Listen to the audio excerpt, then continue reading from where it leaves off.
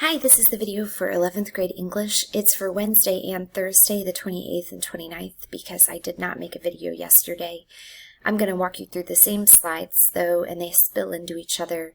Wednesday, we looked at the idea of building a new nation, and then on Thursday, we looked into what George Washington represented in that as he left office. So I did a Nearpod lesson for part of it, and for this video, I'll just pretend it was all in Google Slides since you all can't participate in the Nearpod. We're still talking about the revolution, of course, and we're working towards your analyses of your song. Those are due Monday by 9 a.m., and by now you've picked your song, hopefully, and have written your historical annotations, and today are perhaps finishing those up, or you might be thinking about the literary part where you have to think about the song and make meaning of why is it sung in this way. So on day 6 of this unit, we looked at Yorktown, and the victory at sea. And that brought us to this, building a new nation. Hamilton sings, "We studied and we fought and we killed for the notion of a nation we now get to build." And he was a member of this 3-man team that tried to write a series of essays convincing people to ratify the U.S. Constitution, a founding document that could guide the new nation into adolescence. They were written to convince politicians, but they ended up being, and they were really written to convince New Yorkers, but they were, in the end, a document series that we still use to look at how early America was taking shape. And there are a few Federalist Papers that are really famous. I'm just going to take you to a tiny excerpt of one of them. But I wanted to end with this concept this day of there's nothing inevitable about the founding of America. It could have failed. America could have been absorbed back into England or into another nation. It was a lot of political will and hard work that got this to pass. And if you think about any major change we've had in this nation, abolition of slavery, the freedom of everybody to vote, free from harassment, or the right to free speech, it's all resting on the power of this Constitution. So the Constitution was huge. And in class on Wednesday, we considered that, really, and the Federalist Papers. So here's a little excerpt of that, Federalist Paper number 1, which, by the way, would make a very good primary source if you're still struggling to find one.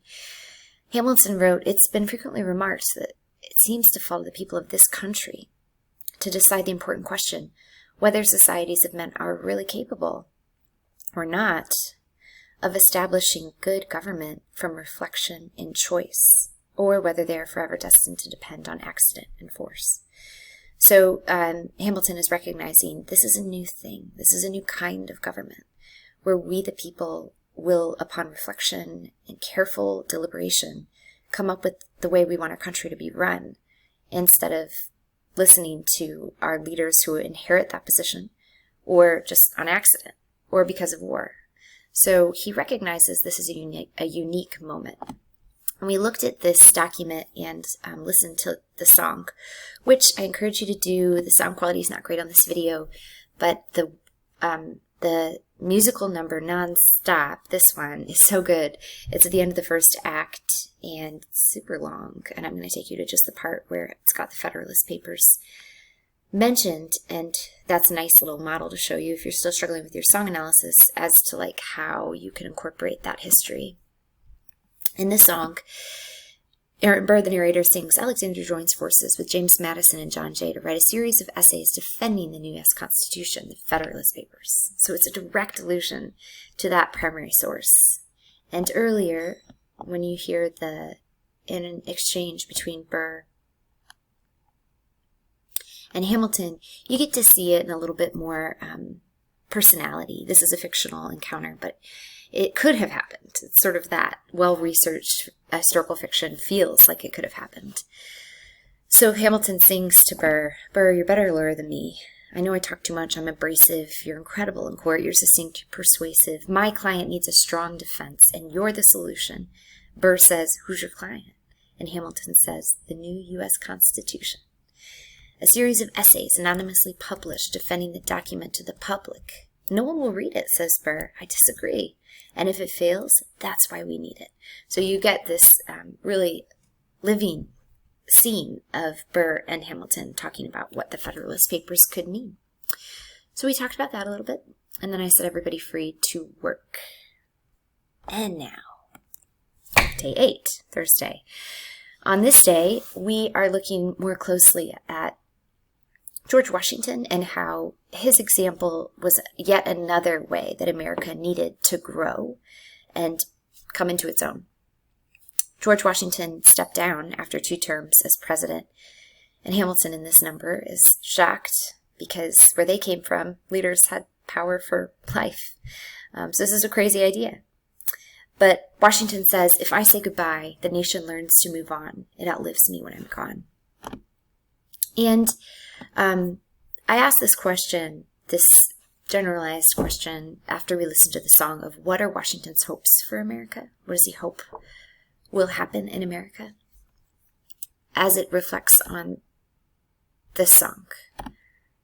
And the song is here. I'm not going to play the song again. I really recommend that you look at it. The farewell address I can show you because it's a visual instead of being an audio. I can't play the audio. Unfortunately, you have to have access to all this stuff, so I can't send you the link or anything. Instead, I'll just take you to it. Looking for a farewell address. Hold on one second. I always forget. It's not called farewell address. It's called One Last Time. So here we have this scene where Hamilton and Washington are in his office. And Hamilton says, Mr. President, you asked to see me?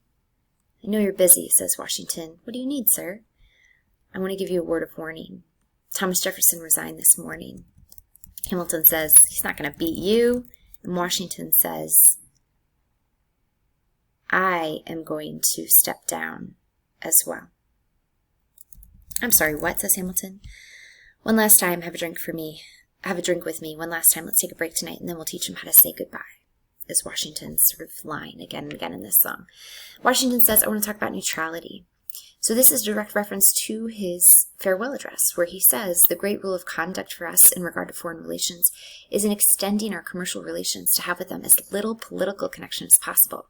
So far as we've already formed engagements, let them be fulfilled with perfect good faith, and then let us stop. So Washington is actually saying what became American doctrine for about 100 years. Let's not engage in any sort of political war abroad. Hamilton disagrees. He says, well, with Britain and France on the verge of war, is this the best time to... And he cuts him off and says, I want to warn against partisan fighting. That is also a reference to the farewell address, where Washington writes, the alternate domination of one political party over another, sharpened by the spirit of revenge, natural to party dissension, which in different ages and countries has percepted the most horrid enormities, is itself a frightful despotism. So Washington is saying here that if things descend into party versus party, that itself is a kind of tyranny that we just fought to escape. So he's trying to warn against where perhaps many would argue we have arrived. And then, importantly, he keeps saying this line, if I say goodbye, the nation learns to move on, and it learns to outlive me when I'm gone. I want to go home, and I want other people to run this nation. And that is a compelling and extraordinary idea. Now, the last part of the song is just straight lines from the farewell address. It is actually the quotes. So, this is maybe my last attempt to show everybody in the class, I'm going to move away from this, how much this musical reacts to, reflects, and is really the spirit of the founding of the American country that we know and love. It's rooted in history, and it's rooted in the primary sources that are sprinkled throughout the numbers. So Lin-Manuel Miranda, in writing it, was a kind of historian. And so when we're listening to the songs, yes, it's wonderful for me. I love it. And real, and it comes to life.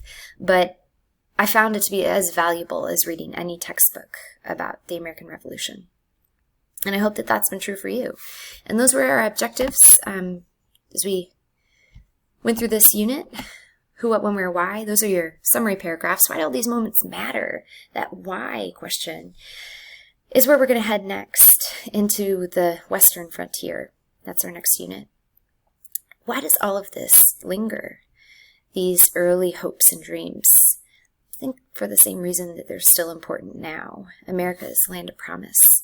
A promise that's sometimes broken. But if it's to work, we have to keep believing in that promise. Those were our objectives to really get to. A lot of our understands were much more about the war. Did we understand why we fought? Do we understand what that war might have been like? The promise of liberty is filled with violent contradictions, like we looked at a song about slavery, but also just the war itself is violence. Americans were reluctant revolutionaries who grew more convicted about their need for freedom. And so we covered not everybody was so excited about going to war. In fact, most people were relatively neutral. Americans were subject to British law and rule and fought to gain the freedom to govern themselves. That is just what happened. And then America became a nation only after fighting and winning a difficult war. So we spent this time in Hamilton, in the world of Hamilton, trying to inhabit this space of what it must have been like to be a part of the fighting alongside of those people who were. All right, so that was the lesson, because the rest of it is really about you getting your song analyses done, due Monday at 9. I'm here to help if you have any questions.